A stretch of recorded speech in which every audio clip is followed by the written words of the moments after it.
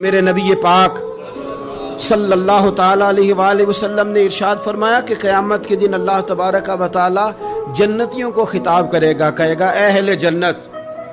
तो वर्ष करेंगे मालिक हमारे सार तस्लीम से तेरी बारगाह में झुके हुए हैं, हम हाजिर हैं। तो अल्लाह तबारक व तआला उनसे फरमाएगा तुम खुश हो ना?